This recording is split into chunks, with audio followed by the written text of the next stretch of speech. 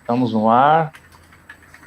Boa tarde a todos. Meu nome é Jorge Carvalho, sou economista técnico do Instituto Mais e estamos dando aqui continuidade no segundo dia da primeira feira das organizações sociais da sociedade civil de Osasco, na segunda mesa do dia, com o tema ECA, depois de 30 anos, ainda há muito o que fazer. O nosso expositor dessa mesa, o nosso convidado, é o Dr. Ednilton Santa Rosa, que é psicólogo, doutor em psicologia social e professor da Fundação Santo André. Boa tarde, professor Ednilton, tudo bem? Boa tarde, tudo bom. Antes de passar a palavra aqui, a gente já dá início, as pessoas estão começando a entrar aí na live, né?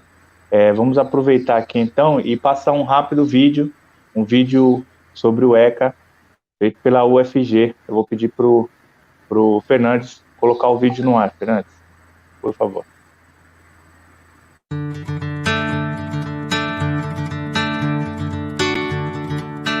Este é Felipe. Ele tem 5 anos. Por Felipe ser uma criança, a família, a comunidade, a sociedade e o poder público devem lhe assegurar condições para que chegue à idade adulta. Para fiscalizar e garantir esse direito a Felipe e a todas as crianças, em 13 de julho de 1990, foi promulgado no Brasil o Estatuto da Criança e do Adolescente.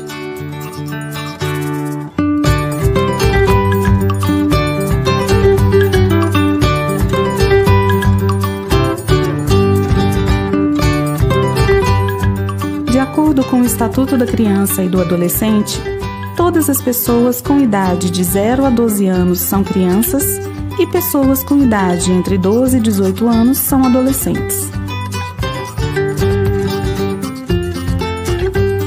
Até a elaboração da Constituição de 1988, todas as leis direcionadas às crianças tinham um caráter punitivo, visavam proteger a sociedade do menor infrator.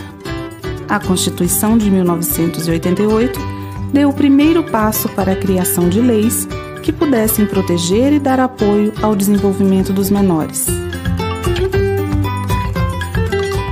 Os direitos fundamentais do Estatuto discorrem a respeito da vida e saúde,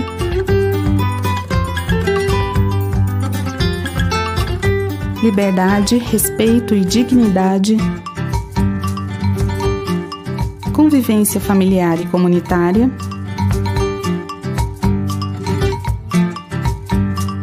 educação, cultura, esporte e lazer, profissionalização e proteção no trabalho. Com relação à vida e à saúde, o Estatuto apresenta os direitos da criança a partir da concepção, passando pelo período gestacional, nascimento e primeiros anos de vida. Sendo assim, é dever do Estado, por meio do Sistema Único de Saúde, assistir a mãe e a criança. Compete ao Conselho Tutelar fiscalizar casos de maus-tratos às crianças e adolescentes e à Justiça da Infância e Juventude acompanhar os casos de adoção.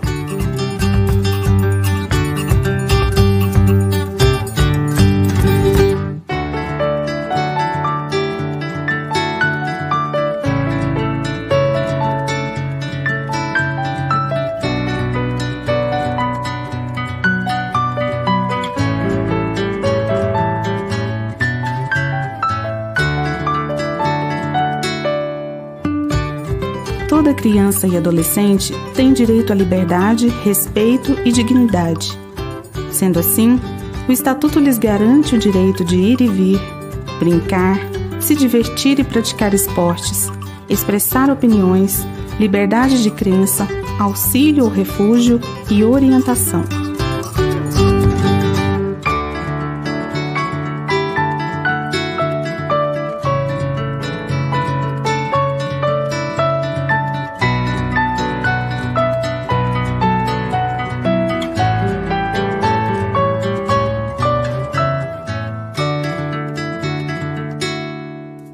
Toda criança tem direito à convivência familiar e é dever do Poder Judiciário definir pela reintegração familiar ou colocação em família substituta quando necessário.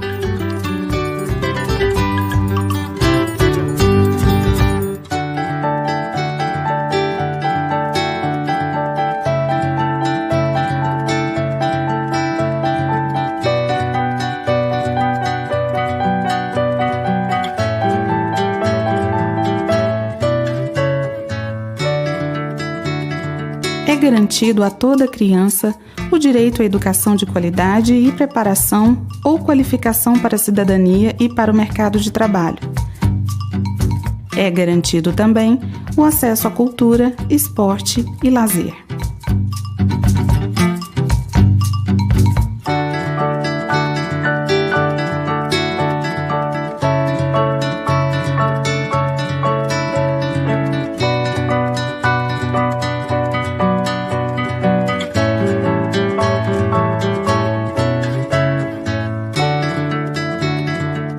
É proibido todo tipo de trabalho a crianças e adolescentes de até 14 anos, salvo a condição de menor aprendiz prevista pela Constituição.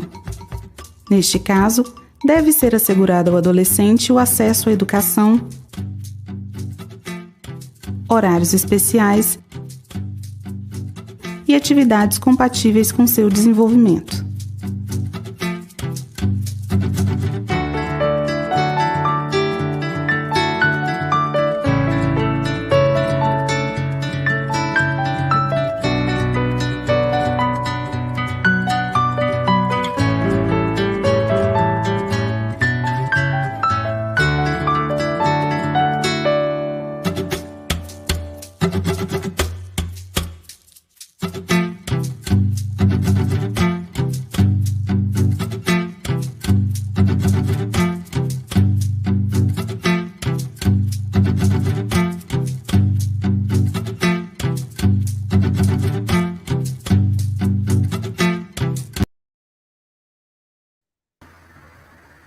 Bacana, então acabamos de apresentar um vídeo bem explicativo, né, sobre o ECA, um excelente vídeo produzido pela UFG, e então já gostaria então de passar na sequência, pedir para o pessoal que está chegando, que está nos assistindo, possa, ao longo da fala do professor Ednilton, colocar questões, perguntas, e aí ao final a gente vai passar essas perguntas para ele, vai fazer aqui um debate depois da apresentação. Então, quero passar aí a palavra para você, professor. A palavra é sua para nos expor aí em relação a esse tema importantíssimo do ECA. Bom, inicialmente, gostaria de saudar aí a população de Osasco, né, todas as pessoas que estão presentes, parabenizar aí pela iniciativa de produzir esse evento, né, que é a Feira das Organizações da Sociedade Civil. Cumprimento todas as autoridades que porventura estiverem presentes, né, e agradeço o convite feito a mim, né, pelo professor doutor Edgar Nóbrega, grande companheiro, né, de outras jornadas, em outras situações acadêmicas, né, pela oportunidade de compartilhar, né, com vocês de algumas das minhas reflexões, né, e inquietações, porque eu achei bastante importante essa última frase do Paulo Freire, né, o mundo não é, ele está sendo, porque meio que sintetiza o objetivo dessa minha fala, para a gente poder pensar um pouco sobre as questões que precisamos avançar no que diz respeito aos direitos das crianças e adolescentes e o enfrentamento das violações desses direitos. Minha missão, portanto, é discutir a respeito, né, do que se há de fazer depois de 30 anos do Estatuto da Criança e Adolescente, né, que completou no ano passado, né, o nosso querido ECA. Essa é uma missão difícil, tendo em vista o conjunto de conquistas que tivemos. Obviamente, não podemos, de maneira alguma, negar as conquistas que tivemos, né? E a gama de desafios que temos aí pela frente para que sejam enfrentados. Isso tudo tendo em vista o que já avançou e o que mais nós poderíamos ter alcançado. Eu acho interessante fazer essa fala, fazer essa reflexão, no momento em que nossa sociedade parece se deparar com uma condição bastante difícil, né? Em que valores são questionados, ideias que são irracionais, né? Me passa a impressão que a irracionalidade ela tem ocupado um espaço bastante considerável, um espaço bastante importante, né? E que nos ajuda a pensar a respeito desse tema central que me traz aqui, né? Para poder discutir com esse pessoal, né? Bom, inicialmente, eu gostaria de parabenizar aí a Universidade Federal de Goiás pelo excelente vídeo, né? Muito didático, muito explícito, né? Eu fiquei olhando o Felipe aí, a criança que aparece logo no início, e fiquei me lembrando, né, da época em que eu também era criança, que jogava peão. Hoje em dia, a gente tem mais dificuldade de ver as crianças, né, nessa atividade, pelo menos aqui em São Paulo, né, onde eu moro, enfim, né. E fiquei pensando, né, o quanto que isso efetivamente representa, né, o que é ser criança. Então, eu gostaria de, inicialmente, repensar, né, à guisa daquilo que está sendo trazido aí, né, pelo vídeo, né, repensar um pouco, né, sobre o ECA, né. Eu vou pedir a gentileza, né, do Jorge projetar. Eu fiz uma apresentação bem simples, tá, gente? Uma coisinha bem simbólica, simples, porque eu imagino que uma visão gráfica ajuda a concentrar um pouco mais as ideias. A gente sabe que a gente, o tempo todo, né, a gente está participando, aí dá uma desviada, pensa na conta que tem para pagar, puxa vida, é justo hoje, venci o boleto, né? Então a gente às vezes dá uma dispersada e dá uma fugida. Então, se a gente tem alguma coisa assim, só para orientar um pouco a conversa, nos ajuda a recuperar o ponto que a gente estava, que a gente se perdeu, né? Então eu vou pedir a gentileza, né? Já tá sendo projetado aí, né? Só para a gente poder organizar um pouco, né, as ideias e a minha fala. Tá bom? Você pode, por gentileza, mudar? Obrigado. Então, eu inicio repensando sobre o ECA, né, que é uma lei federal, né, de julho de 1990, a Lei 8.069, que rompe, né, com as ideias e práticas autoritárias do Código de Menores, né? E na sua última edição, foi fruto do regime militar, que tinha como objetivo a preservação da ordem, e o Estado ele era responsável por providenciar a assistência às crianças e adolescentes abandonados para reeducá-los, né, recuperá-los.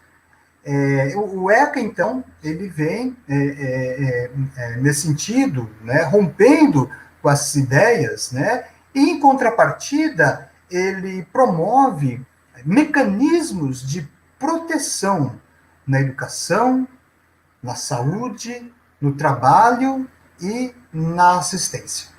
Você muda, por gentileza?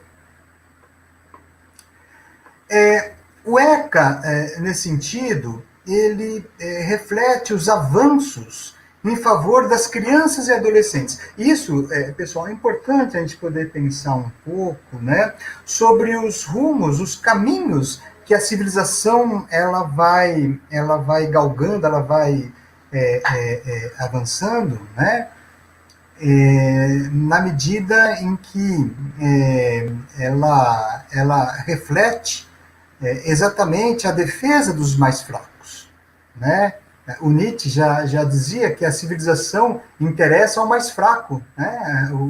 Aquele que é mais fraco é que tem interesse pela civilização, e é disso que nós estamos falando, né? Quando nós falamos da criança, do adolescente, nós estamos falando, né, de pessoas, né, em condição específica de desenvolvimento, né? E nesse sentido que ele, se alinhando com uma comunidade internacional, naquilo que se refere a direitos humanos, né, ele estabelece essas medidas de proteção, né, em substituição às punições, em caso de desvio de conduta, né, e com medidas socioeducativas, né, em caso de atos infracionais. Você pode mudar, por gentileza? Eu gostaria de destacar, nesse sentido, né, o sistema de garantia dos direitos da criança e do adolescente, né, que é uma integração e articulação entre Estado, família, a sociedade civil, que promove, que garante esses direitos, né, da criança e do adolescente, e se estrutura nesses 3 eixos estratégicos, que são a defesa, a promoção dos direitos e o controle social. Você muda para mim, por gentileza? Eu gostaria, nesse sentido, né, de pensar um pouco a respeito das conquistas que a sociedade ela obteve, né, por meio do nosso Estatuto da Criança e do Adolescente. É importante a gente sempre pensar que toda e qualquer conquista ela não pode ser considerada como eterna, né, porque a sociedade ela é composta por forças, né, que se contrapõem. Então, ao mesmo tempo que existem forças, né, que promovem, que buscam, né, a dignidade, que buscam o avanço de uma relação mais democrática, existem setores da sociedade que exatamente se contrapõem, né, e que eles estão latentes. Nós podemos observar isso na atualidade, né? Essas forças, né, que eu dizia no início, que são aparentemente irracionais. Vejam, uma parcela da população ainda crê na Terra plana, né? Nos parece isso algo bastante irracional, né? Movimentos contra a vacina, né? Coisas que a ciência já comprovadamente mostra a importância para a gente poder debelar grandes epidemias que já foram vencidas, né? Mas notem, essas forças, elas permanecem, né? E sempre que é possível, elas ressurgem. Então, toda e qualquer conquista de direitos não pode nunca ser considerada como algo pronto e acabado. Eu volto, né? Achei providencial aquela frase do Paulo Freire, né? O mundo não ele está sendo, significa que as coisas estão se transformando o tempo todo, né? Então, eu queria trazer essa discussão um pouco, né, sobre as conquistas que nós conseguimos, né, por meio do Estatuto, mas pensar que são conquistas que são provisórias, né? Temos que avançar. Eu destacaria, né, inicialmente, que o ECA ele prevê, né, uma política de atendimento para garantir esses direitos das crianças e adolescentes, né? E o Brasil foi pioneiro, né, na área dos direitos infanto-juvenil, né? O ECA completa 30 anos, né, no passado, e o princípio fundamental do ECA é a proteção integral, né, das crianças e dos adolescentes. Ou seja, pelo simples fato de ser as crianças e adolescentes pessoas em desenvolvimento, né, é uma situação peculiar de desenvolvimento, elas passam a ter os seus direitos à vida, seu direito à saúde, à alimentação, à educação, à cultura, à dignidade, ao respeito, à proteção. Isso tudo é reconhecido por lei, são direitos reconhecidos por lei, né? E que passam a ser priorizados, né? E garantidos por todas as pessoas. Proteger as crianças e adolescentes de qualquer tipo de violência, né, passa a ser, nesse novo ordenamento jurídico, dever de todos e todas as pessoas. Né? Ou seja, negligenciar, essa é uma conquista. Né? A ideia de que negligenciar, a ideia de que discriminar, abusar, explorar sexualmente, praticar violência, praticar algum tipo de crueldade, oprimir qualquer tipo de criança ou adolescente, passa a ser um crime. Isso já é uma grande conquista presente no ECA. Os direitos das crianças e adolescentes, né, eles devem ser garantidos com total prioridade. Essa é uma grande conquista. Essa prioridade, ela tem que ser observada pela família, essa prioridade, ela tem que ser observada pela comunidade, ou seja, pela sociedade de maneira geral. E, fundamentalmente, pelo poder público. Crianças e adolescentes, portanto, passam a ser protegidos com prioridade no atendimento, nos serviços públicos. Essa também é uma grande conquista. Também devem ser priorizados os adolescentes, as crianças, nas políticas públicas.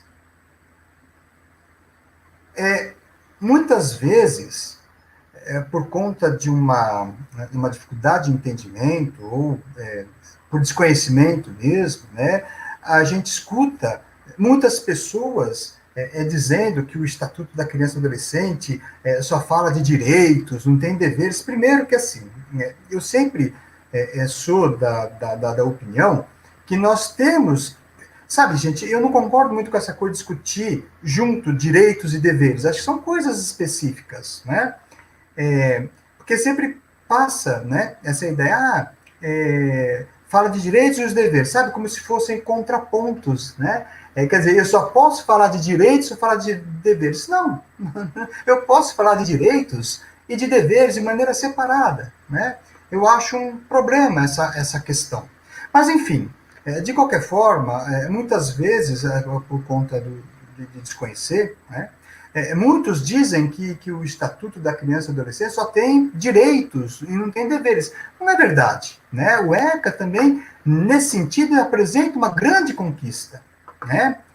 Que é com relação a adolescentes que, por qualquer motivo, acabam cometendo algum tipo de ato infracional. Né? Eles são responsabilizados pelo ECA. Né? O sistema socioeducativo, ele se constitui em 6 medidas, né? Que vai desde a advertência, né, até a internação, né, em estabelecimento educacional. O objetivo dessas medidas não é a punição, como era antigamente na época do Código de Menores. Né? Pelo contrário, né? O objetivo dessas medidas socioeducativas, e o termo é muito importante que a gente tenha clareza, medidas socioeducativas, não são medidas punitivas, né? O objetivo dessas medidas socioeducativas é que os adolescentes, ao mesmo tempo, né, que eles passam, né, por essa revisão daquilo que eles possam ter cometido, né, eles têm os seus direitos garantidos, né, os seus direitos básicos são garantidos. Né? Então, enfim... eu entendo isso como uma grande conquista também, né, nesse processo todo. Uma outra questão que eu entendo também como uma grande conquista foi o fato de que profissionais da saúde, profissionais da educação, profissionais da assistência social, né, eles são obrigados, né, a comunicar o Conselho Tutelar quando eles têm conhecimento, seja comprovado ou não, a mera suspeita de violação de direitos da criança e adolescente, precisa ser comunicado. Né? Isso é uma grande conquista. Notem que nós temos, né, nesse sentido, um conjunto de normas, um conjunto de questões que dão essa garantia para a criança e para o adolescente. Isso tudo são conquistas. Né? Claro que essas conquistas, que eu dizia há pouco, elas não são conquistas que possam ser consideradas como elementos prontos e acabados. Muitos desafios estão pela frente. Né? Existem muitos desafios que são lançados. Eu vou falar de alguns, como, por exemplo, a família. Né? A criança, o adolescente, ele tem direito à convivência familiar. E muitas vezes a família que essa criança e esse adolescente tem, ela não tem essa condição objetiva de dar essa segurança para essa criança e adolescente, por questões objetivas mesmo. Né? Então nós vemos aí um aumento, né, da pobreza assolando a nossa população em virtude de uma organização, de uma estrutura social, né, que não tem como objetivo a garantia dos direitos humanos. Então, as famílias, elas estão, muitas delas, com a sua capacidade de dar acolhida, com a sua capacidade de dar proteção ameaçadas. Uma outra questão, outro desafio que nós precisamos enfrentar diz respeito ao abuso de drogas. Muitas crianças e adolescentes, eles são colocados, né, nesse mundo das drogas, nesse mundo do tráfico. Né? Eu tive a oportunidade de participar de um estudo sobre empregabilidade, isso já há um tempo, em 2012, aqui em São Bernardo, né? E que mostrava, né, era um estudo que falava sobre a empregabilidade de adolescentes que cumprem medidas socioeducativas em meio aberto. Né? E nós fizemos uma pesquisa em vários lugares do Brasil, nos 6 municípios do ABC e outras cidades, né, de outros lugares aí do Brasil, enfim, né, foram 5 estados que nós visitamos, e essa questão do tráfico de droga, a cooptação, né, de crianças e adolescentes para o tráfico de droga, era presente em todos esses lugares. Né? Então, nós visitamos 5 estados do Brasil, de norte a sul, né, Distrito Federal, e vimos que isso é algo que acontece ainda. Né? Então, esse é um desafio que nós precisamos enfrentar. Outro desafio que nós precisamos também pensar como fazer para enfrentar é o acesso à educação de qualidade. Né? Avançamos bastante, com certeza avançamos. Né? Agora, precisamos continuar avançando, nós precisamos discutir a qualidade desse ensino, a qualidade que essas crianças estão enfrentando. Né? Toda essa situação de pandemia, eu penso que deixou muito clara essa diferença, né, entre a criança que tem a condição de ter um estudo público e a criança que tem condições de ter um estudo privado. Agora o Enem, que a gente viu essa discussão, tem Enem, não tem Enem, acho que isso fica muito, muito, muito clara essa diferença que nós temos. Né? Outros desafios que ainda nós precisamos enfrentar diz respeito aos maus tratos, à exploração, violência sexual, né, que são situações que as crianças ainda elas têm passado. Outras formas de violência, né, a ideia que se tem do tratamento do adolescente que está em conflito com a lei, o trabalho infantil, que ainda nós, vira e mexe, nós vemos no noticiário crianças que estão sendo submetidos, né, ainda a essa situação de trabalho infantil. Então, são desafios que nós precisamos compreender não de maneira isolada, mas você muda para mim, por gentileza, o slide, né? Nós precisamos entender esses desafios numa sociedade que exclui. A nossa sociedade, né, ela tem algumas características, né? Vou falar especificamente da sociedade brasileira, né, que desde o início do século XX, né, herdou uma estrutura social de uma sociedade escravagista, que durou séculos, né? Que possui a sua massa trabalhadora vinculada ao trabalho rural, né? Sem que houvesse qualquer tipo de direito. Isso vai refletir diretamente numa característica de sociedade que nós vivemos, né?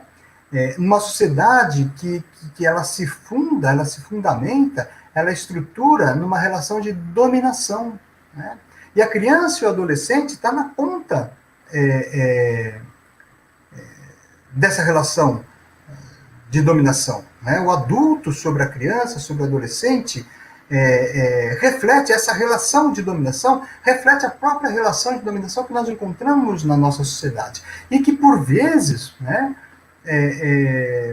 nos ajuda a entender o que faz com que grande parcela da população ainda não tenha compreendido o real papel do nosso Estatuto da Criança e do Adolescente, né? Porque, no fundo, né, ainda defende essa ideia da relação de dominação. Existe uma ideia, né, de que a dominação é algo natural, né? A dominação entre as pessoas é algo natural, quando na verdade não é, né? Essa dominação, ela é algo aprendido. Um dos autores da Escola de Frankfurt, né, que são autores que eu leio, né, da Escola de Frankfurt, ele vai dizer, o nome dele é Horkheimer, né, e ele vai dizer que a sociedade, ela produz o indivíduo que necessita. Então, nós precisamos pensar um pouco de que maneira nós podemos enfrentar essa situação de dominação, né? Cabe pensar que valores são esses que são difundidos por nossa sociedade, né? Que objetivos são esses que estão postos na nossa sociedade? Quais são os objetivos que as pessoas, numa sociedade como a nossa, ela tem buscado? Né? Você muda para mim, por gentileza, o slide?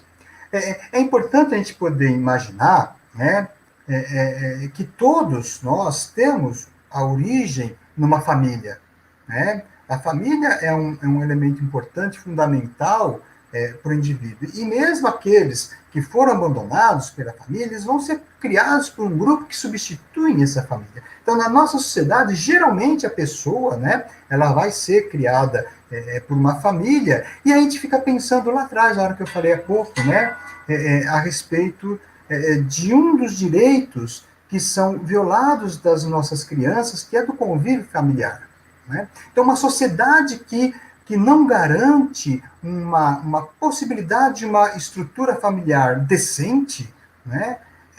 Como é que ela vai desenvolver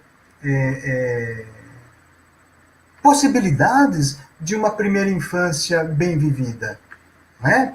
Muitas crianças ainda, aqui em São Paulo, nós vemos muitas crianças ainda nos faróis, vendendo balas, passando nas ruas, né? Dando condição de sustento para suas famílias, crianças que precisam estar na escola, precisam estar brincando, dormindo, né? Estão lá, né? Então, qual é a condição que essa família teve, né? Qual a estrutura que essa sociedade ela deu para que essa família pudesse, né, dar essa possibilidade para essa criança ter um futuro diferente, né? A adolescência, como que estão os nossos adolescentes nesse sentido, né? Como que a sociedade ela garante uma adolescência saudável, uma educação? Nós vemos que os adolescentes eles são jogados, né, no mercado de trabalho informal, de qualquer maneira. Eu queria dizer para vocês agora há pouco a respeito do narcotráfico, né, o quanto que muitos adolescentes, até crianças, né, são cooptados, né, por trabalhos assim. muitos lugares do país, nós vemos ainda crianças sendo exploradas, né? Minas de carvão, no corte de cana, que absurdo, né? E adolescentes tendo a sua juventude perdida, né? Como que é a nossa sociedade, ela dá sustentação? Isso tudo são desafios que nós precisamos enfrentar, no que nós precisamos pensar de que maneira podemos agir, né? Nesse sentido. E, por fim, né, nessa questão toda, paira a subjetividade, que volto a me valer da frase do Paulo Freire, né? O mundo não é, ele está sendo. A subjetividade não é, ela está sendo. De que maneira que nós percebemos, de que maneira que nós entendemos tudo isso, né? De que maneira, ao compreender, né, que o mundo ele está sendo, compreendendo que as nossas conquistas, elas não são eternas, né? Toda e qualquer conquista, ela pode retroceder. Como é que nós, que estamos atuando nessa área da infância e adolescente, como é que nós estamos atuando, né, em prol dessas conquistas que ainda precisam ser efetivadas, né? Como que nós estamos enfrentando esses desafios? Existe dois conceitos da psicologia social que podem nos ajudar a pensar um pouco, né, a refletir um pouco sobre questões que nos importam, né, no que diz respeito à nossa atuação nesses movimentos, né? Esses dois conceitos, eles parecem sinônimos, mas não são, né? Que é o conceito do comportamento e o conceito de atitude. Embora sejam dois conceitos de uma psicologia social norte-americana, pragmática, que já sofreram as devidas críticas, eles ainda nos ajudam a entender um pouco, né, a respeito do nosso posicionamento e do posicionamento das pessoas que estão às nossas voltas, né? Porque atitude não é a mesma coisa que comportamento, né? A atitude é um elemento que mobiliza o comportamento. Atitudes são valores, são crenças, e a atitude ela é desenvolvida ao longo da nossa vida. O comportamento é a ação, né? O comportamento é uma coisa que a gente vai lá e faz.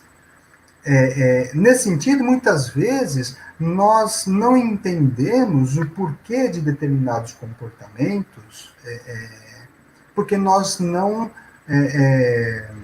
consideramos as atitudes que estavam, né, por trás desses comportamentos, que muitas vezes essas atitudes, que digo a vocês, são valores, são crenças, né, elas estão guardadas, elas não são possíveis de se manifestar, mas elas estão guardadas lá no indivíduo ainda, né? Assim que possível elas se manifestam. E o exemplo claro que nós estamos vivendo é exatamente isso hoje, né? Manifestações de preconceito é um bom exemplo para a gente poder pensar nessa relação de comportamento e atitude. Muita gente não tem um comportamento preconceituoso porque não pode manifestar esse preconceito, mas assim que ela pode, ela manifesta, né? Muitas vezes você vê lá a pessoa que faz uma piadinha, faz um gracejo que tem um fundo preconceituoso, e você fala, puxa, mas você está falando isso? Por quê? Porque aquela pessoa nunca teve a oportunidade de manifestar aquele preconceito em termos de comportamento, né? Mas atitudes, valores dela estavam lá guardados. Assim que ela encontra uma possibilidade de manifestar esse preconceito, ela manifesta. E as piadas, elas estão cheias de preconceito, né? Dessa mesma maneira, as nossas atitudes em relação à criança, ao adolescente, muitas vezes, elas não têm possibilidade de serem manifestadas. Sabe aquela coisa de falar assim, mas a criança precisa levar umas palmadas, porque na minha época, né, que é uma fala bastante recorrente, na minha época, criança podia trabalhar e não é por isso que virou bandido, é melhor a gente, o pai e a mãe bater do que a polícia. Sabe, são essas coisas, né, que muitas vezes não se manifestam no comportamento do indivíduo, e o comportamento também quer dizer a fala, né, porque não encontram condições para poderem ser manifestadas, mas estão lá no indivíduo, né, e assim que elas encontram uma possibilidade de poder se manifestar, elas se manifestam, né? Então, nesse sentido que eu entendo que seja importante a gente poder pensar um pouco, né, a respeito dessas atitudes que são formadas com vistas aos valores, às crenças que são colocadas na sociedade, né? Bem, eu penso, então, que um pouco disso, que eu gostaria de contribuir com vocês, né, poder pensar, né, nas possibilidades e desafios que nós temos, né, em termos de rede de proteção, né, que envolve toda a ação das várias instituições, das áreas governamentais, das áreas não governamentais, né, que elas vão atuar nas questões sociais de extrema complexidade, como que está a nossa rede socioassistencial, né? Como que estão como está aquele conjunto de serviços, de programas, de projetos, de benefícios que vão constituir todo o nosso sistema único, né, de assistência social, como que tudo isso está funcionando, né? Então, na verdade, aquilo que eu dizia para vocês, essa missão que eu tive aqui, é uma missão bastante difícil de dar conta, porque ela envolve, né, ela envolve muita discussão, muita reflexão, e por vezes, muita polêmica, né? Então, eu trago para vocês, nesse sentido, mais inquietação, que eu dizia a vocês, né, que eu queria compartilhar com vocês algumas das minhas reflexões e inquietações, né? Então, um pouco dessas reflexões, um pouco dessas inquietações que eu trago aqui, né, para a gente poder pensar, para a gente poder discutir, tendo em vista, né, o que mais nós podemos avançar em cima daquilo que nós já avançamos, né? Então, é isso, eu gostaria de encerrar aqui, né, nesse primeiro momento, né, o que eu tinha para discutir, né, dentro do tema que me foi dado, né, e deixar outras discussões, né, na medida em que as questões elas vão surgindo, ok? Muito obrigado.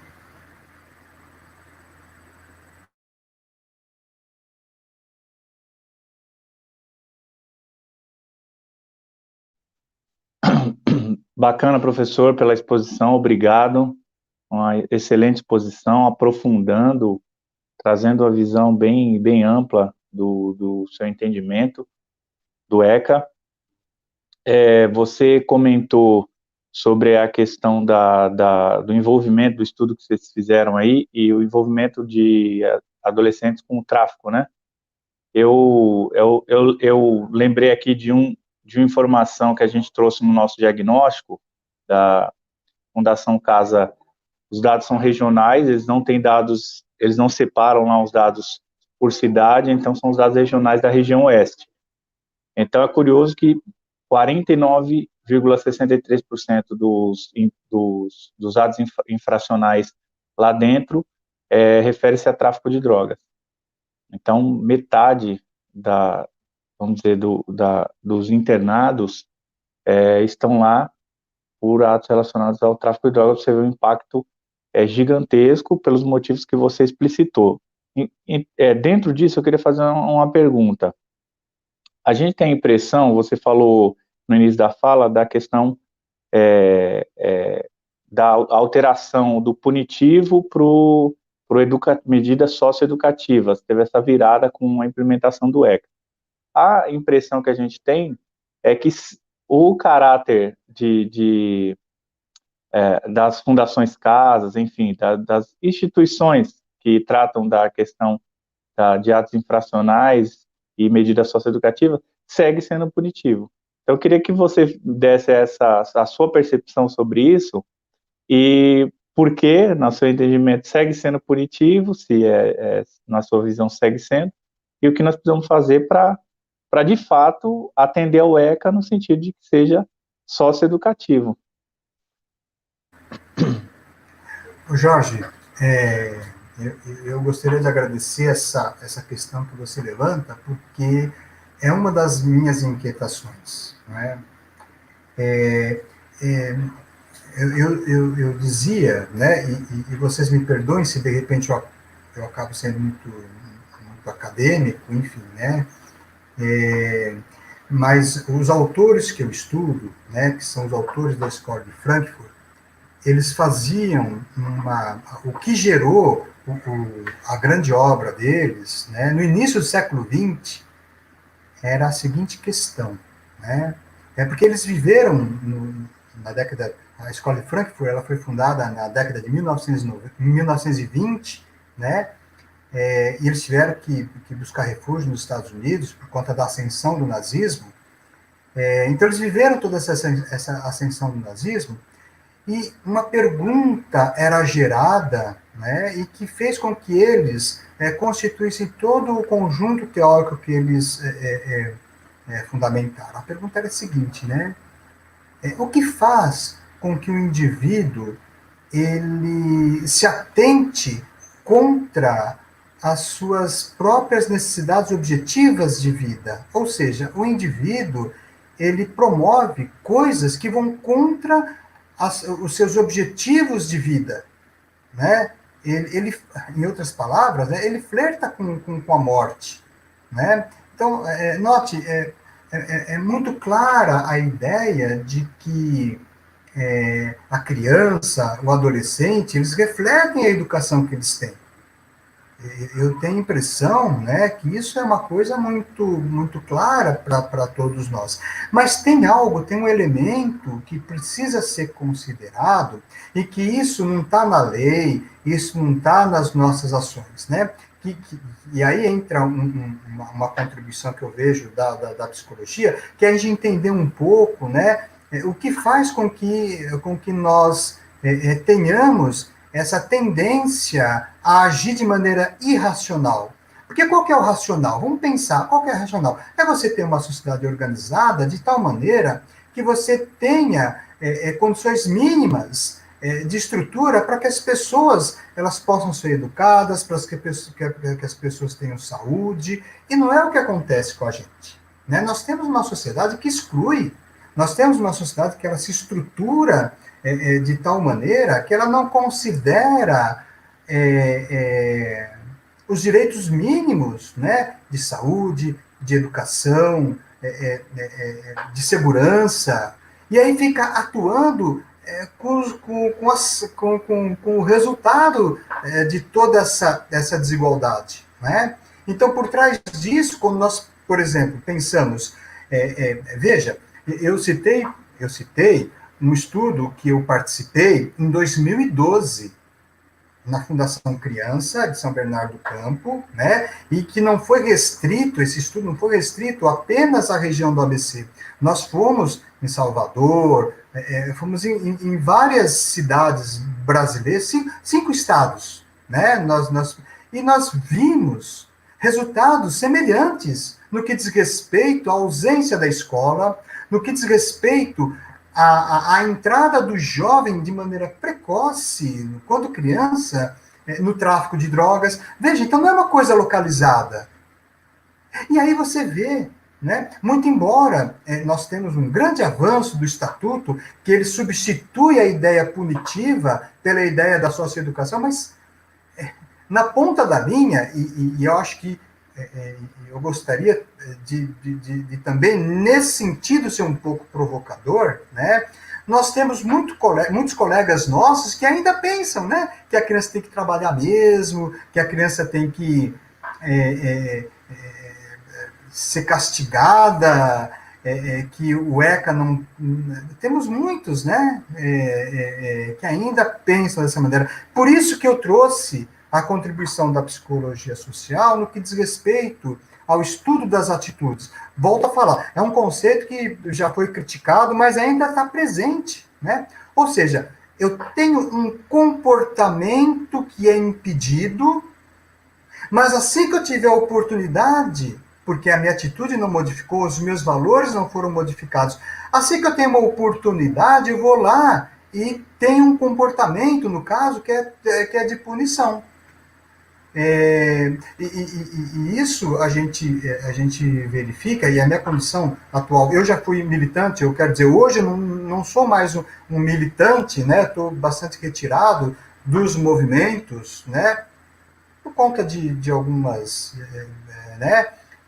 Então, hoje eu tenho uma visão um pouco mais ampla, né, no que diz respeito aos direitos humanos, né? Então, eu posso assegurar que isso que nós observamos, né, no que diz respeito à violação dos direitos da criança e do adolescente, nós vemos também em termos de violação contra os direitos do idoso, nós vemos na violação contra os direitos da pessoa com deficiência, da pessoa que é sofredora mental, da mulher, do indígena, do negro.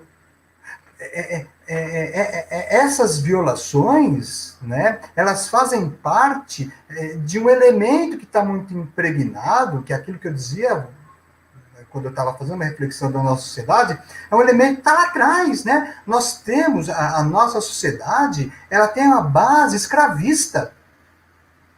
Vivemos muitos anos sob a égide da ideia de que você podia fazer do outro o que você quisesse. Então, e isso é muito, muito interessante. O meu primeiro trabalho como psicólogo, em 1900 começo da década de 90, me formei em 92, 93, 94, foi no hospital psiquiátrico. Né? Fiquei 6 meses, não suportei ficar tanto tempo lá. O que você via, e você vê hoje, é aquela questão, né? Nós tivemos todo o avanço, né, das leis antimanicomiais, e você vê um retrocesso. Por quê? Porque paira numa parte da sociedade aquela inconformidade em relação à consideração do indivíduo como igual a mim. Eu tenho que, nesse sentido, né, existe um segmento considerável da sociedade que ainda entende que o outro está a meu serviço. E quando nós pensamos, né, na questão, na condição da criança e adolescente, né, quando você olha lá essas instituições que deveriam ser instituições socioeducacionais, você vê o indivíduo, quando ele tem a possibilidade de submeter o outro aos seus desejos, ele submete. Né? Ele submete. Então, isso é uma questão complicada. Ainda bem que nós temos um ordenamento jurídico que nos dá a possibilidade de frear tudo isso. Né? É aquilo que eu dizia, nós não podemos jogar tudo fora de maneira alguma, não se trata de uma ideia de que, não, pelo contrário, né? Avançamos bastante, né? Ainda bem que avançamos bastante, mas ainda temos muito a avançar, e é importante a gente considerar, isso que eu digo, por isso que eu trago os autores da Escola de Frankfurt, do início da década de 1920, que eles questionavam isso, né? Ou seja, a sociedade, atualmente, ela se encontra absolutamente racional. Nós nunca tivemos uma sociedade tão racional como nós temos hoje. E, no entanto, tão irracional. Porque é irracional isso. Você não se dedicar, você não investir na criança e no adolescente, é irracional. Sabe? Eu acho que tudo mostra a importância que existe da gente cuidar dos nossos adolescentes, da gente cuidar das nossas crianças. E, no entanto, isso não acontece. Pelo contrário, nessas situações que você coloca, você acaba subjugando a criança que já sofreu demais, você acaba subjugando o adolescente que já sofreu demais, né? E coloca a punição, né? E coloca a punição. Então, isso está entranhado, precisamos discutir. E, nesse sentido, eu entendo até que isso que eu falo é algo que incomoda, mas que tem que ser enfrentado. Né? Que tem que ser enfrentado.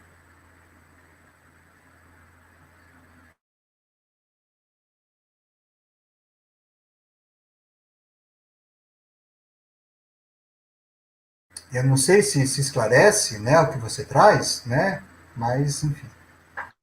Desculpa, tirei do muro aqui. Não, sem dúvida, super esclarecedor e traz como essa sua visão de psicologia social, que é fundamental para a gente compreender mais a fundo, né, esses dilemas. Vou falar aqui, algumas pessoas estão aqui no chat, a Maraísa Nogueira, a Tatiana e Damião, Maria Conceição está aqui, Ruth Projetos, Mônica Lanzo, dando bom dia, o pessoal dando bom dia, elogiando a apresentação aí, professor, a sua apresentação. A Kátia Gonçalves, Eliane Januário, excelente tema, o ECA é a carta magna do operador garantidor de direito, lembra aqui a Kátia. Quem mais está por aqui? José Fernando Voluntariado, DTG3 Advocacy, muito boa exposição, parabéns, professor, está dizendo ele aqui. Os comentários também vão subindo aí ao longo da live. A Gisele Canazal, muito boa discussão. O CMDC aqui está lembrando a todos que estão no chat aí que a apresentação do professor Ednilton já está disponível para baixar, se vocês quiserem ter aí com vocês. Celina Prado, bom dia a todos. Quem tiver pergunta, gente, pode ir mandando aí, a gente ainda tem um tempinho ainda de live aqui, de exposição. Eu queria fazer mais uma pergunta, sabendo da complexidade do ECA e dos desafios. Você trouxe alguns pontos que considera como avanço, mas eu queria que você destacasse um ou dois principais pontos nesse olhar de 30 anos do ECA, o que você considera que mais a sociedade brasileira conseguiu avançar, o que você destacaria, um, dois ou três pontos que você considera que mais avançou, ou seja, ali a gente realmente conseguiu dar passos gigantescos.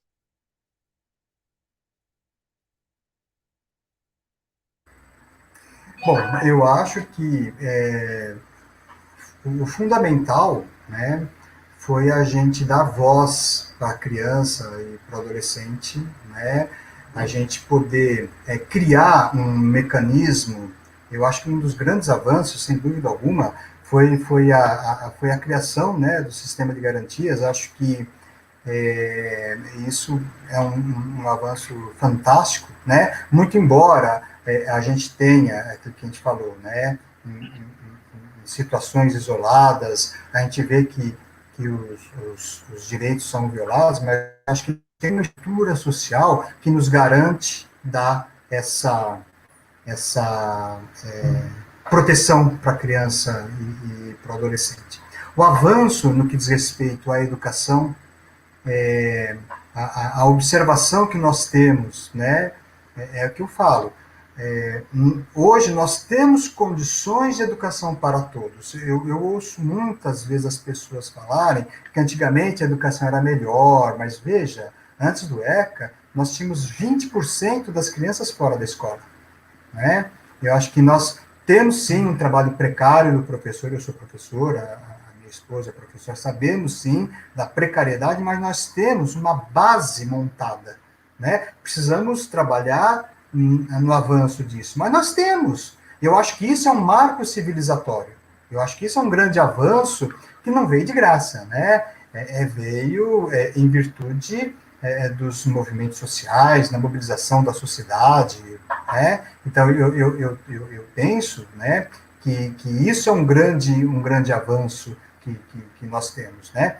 Essas ações, essas verbas que são destinadas para esses diagnósticos, né? Eu participei da elaboração de um diagnóstico há uns 2 anos atrás também, né? Em uma outra cidade, em Votorantim, que foi financiado, né? Por recursos também públicos. Isso é um grande avanço que nós temos, né? Que a gente não pode desconsiderar. Eu acho que toda essa discussão que nós temos, uma coisa que eu acho fundamental, acho importante, essa obrigatoriedade, né, do profissional da educação, do profissional da saúde, de notificar o conselho quando simplesmente suspeita, né, de uma violação de direito da criança. Acho que isso é um grande avanço que nós temos. Isso é importantíssimo, né? Eu me lembro que quando eu comecei a lecionar, né, meados lá da década de 90, era um tabu falar, porque eu dava supervisão de atendimento psicológico, e era um tabu, né, não podia não, porque claro, obviamente, né, a psicologia ela necessita de todo um sigilo, mas tem situações, né, que você tem conhecimento que é em relação à violação do direito de uma criança ou adolescente, que você tem que notificar o conselho, né? E eu, na época, eu trabalhava no então CRAME, né? Que é o centro, que era o Centro de Referência de Atenção aos Maus Tratos na Infância, em Santo André, e a gente trabalhava, entendia que isso tinha que ser notificado. E eu era uma voz solitária, a voz bradando no deserto, né? Então, na época, eu dava supervisão de terapia de família, e sempre que tinha alguém que suspeitava de alguma violação de direitos, eles encaminhavam para a terapia de família, porque sabia que eu notificava. E não era escondido, eu chegava para o pai, para a mãe e dizia, olha, eu vou notificar o Conselho Tutelar a respeito dessa situação, e notificava. Isso em meados de 90, né? E acho que essa discussão hoje já está diferente, né? Hoje isso já é diferente. Hoje os psicólogos, os colegas supervisores já têm essa clareza. Eu acho que isso é um grande avanço, que certamente fomentado por encontros como esse que a gente faz, por essa troca de experiências que nós temos, né? Nesse momento a gente está vivendo essa situação de distanciamento social, mas veja, né? Quando a gente quer realmente que a coisa aconteça, faz de maneira virtual, mantém acesa a discussão. Isso é um grande avanço, né? Que eu vejo. Eu acho que isso é fundamental. É que eu digo, né? Temos sim muito a avançar, tá? Mas acho que especificamente nessa área da educação, nessa área da assistência, né? Nessa formação de um sistema de garantia de direitos, isso é fundamental. Né? Eu acho que esse é um dos grandes avanços, porque você tendo isso como base, né, você consegue avançar mais. Né? Você consegue criar. A criação dos conselhos, gente, a criação dos conselhos tutelares é fantástica. Isso é fantástico, né? Você contar com uma equipe de conselheiros que estão ali prontos, né, para nos ajudar a enfrentar todo o conjunto de dificuldades, de violação. Acho que isso é um grande avanço, acho que é indescritível.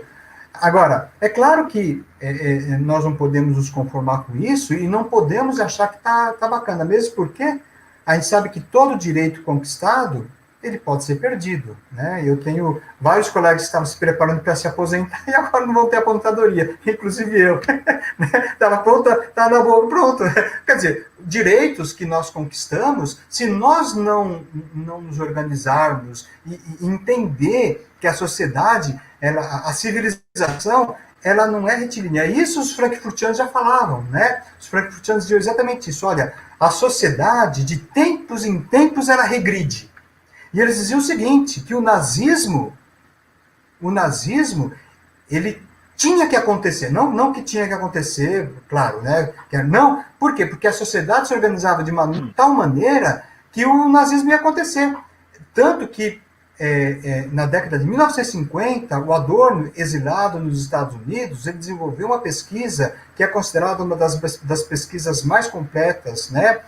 Chamada Personalidade Autoritária. Ele fez uma pesquisa encomendada pela comunidade judaica lá dos Estados Unidos na década de 1950 e ele investigou a possibilidade da ascensão do nazismo nos Estados Unidos e verificou que era possível ter acontecido o nazismo nos Estados Unidos. Porque muita gente fala da Alemanha, mas em algum momento iria tendo em vista a maneira como a sociedade se organiza, né? Porque o nazismo foi um retrocesso da civilização total, né? Que foi por conta do progresso da própria sociedade, né? Então, nós temos que ter essa clareza. A sociedade, a civilização, ela não é retilínea, ela avança e retrocede. Nós temos que ter essa clareza. E isso é importante até para a gente não esmorecer, como diria a minha mãe, né? Não perder a motivação de continuar atuando, de continuar lutando. Faz parte. O retrocesso faz parte do progresso. O retrocesso, ele está junto com o progresso. Progredimos e retrocedemos. Nesse retrocesso, a gente tem que se preparar para avançar mais, né? Então, é nesse sentido que eu vejo, né? Grandes conquistas, fantásticas, fundamentais, mas não podemos dormir, né, achando que o nosso trabalho está concluído. Não, não está. Nós temos que continuar atuando, temos que continuar trabalhando. Né? Excelente, excelente, professor, trazendo uma visão bem enriquecedora aqui para o nosso debate em todos os aspectos, não só relacionados ao ECA, mas toda essa visão aí antropológica, digamos assim, e os riscos que nós temos que estar vigilantes, porque a sociedade pode, de uma hora para outra, as coisas irem acontecendo, e se a gente não observar, a gente, quando vê, vai ser tarde. Então, é importante esse seu alerta também, que nos motiva, todos os atores que estão envolvidos aqui, relacionados ao tema da criança e do adolescente, intensificar o trabalho, a militância, a luta, para impedir que essas coisas possam, o embrião possa surgir. A gente já está caminhando aqui para o final, está dando aqui o nosso tempo. Eu quero, antes de encerrar, convidar todos. Agora a gente dá uma parada aí para o almoço, digamos assim, e quero convidar todos que estão presentes aqui, inclusive o professor Ednilton, para acompanhar às 14 o painel As Boas Práticas das OSCs que podem fortalecer a ressignificação da ação social. Vai ser mediado pelo Sérgio Trani, e vai ter, vão ter 4, se eu não me engano, organizações sociais que vão estar nesse painel falando do trabalho, da importância do trabalho que elas realizam. Então vai ser um bate-papo bem interessante.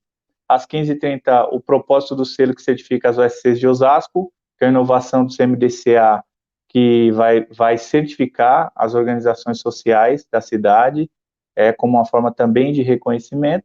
E aí, às 16h30, o encerramento com a apresentação da carta por uma cidade acolhedora que defenda nossas crianças e adolescentes. Então, essa é a programação de hoje, nesse segundo dia e o dia de encerramento.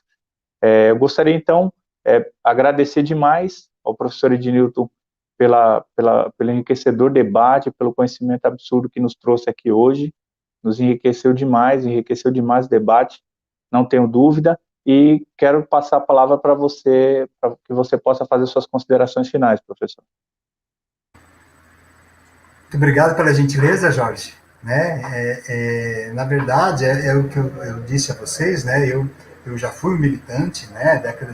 Final da década de 80, 90, início de 2000, e depois a gente vai tomando outros caminhos, né? Mas de qualquer maneira, eu tenho observado, tenho participado, né? Eu sou professor na Fundação Santo André, na Universidade de Sorocaba, eu trabalho com grupos de estagiários, eu tenho atuado de maneira indireta, né? Nesses movimentos e tudo mais, né? E gostaria muito mesmo de agradecer, né, essa possibilidade de estar aqui conversando. Tenho certeza que tem nos acompanhado, né?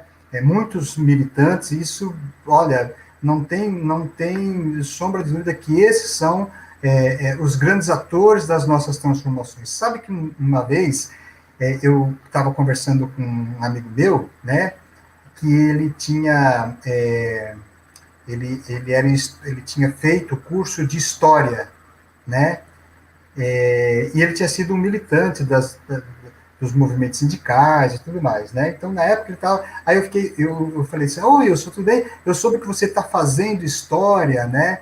Ele fala, não, eu já fiz história, né? Agora eu estou cursando história, né? Quer dizer, fazer história é isso mesmo, né? A gente está atuando, a gente está lidando na luta, né? Não perder nunca, né? A motivação, não perder nunca a esperança, né, de que as coisas podem ser melhores, né? De resto é isso, agradecer a paciência de vocês, tá? E espero que eu tenha realmente colaborado de alguma forma. Um grande abraço para todos vocês. Muito obrigado. Excelente, professor. Imagina, agradecemos demais aí a sua participação, ter aceitado o convite, e agradeço também aí a todos que nos acompanharam, que mandaram mensagens, comentários, e que estão acompanhando essa feira. E aproveitem ainda, dá tempo, convidar os amigos para as últimas mesas aí, convidar os conhecidos para que a gente possa difundir ainda mais a importância do trabalho das organizações da sociedade civil. Então, quero agradecer a todos, a gente encerra por aqui, um bom almoço, e a mesa, voltamos aqui com a programação às 14 horas. Um abraço a todos, obrigado, e até a próxima. Tchau, tchau.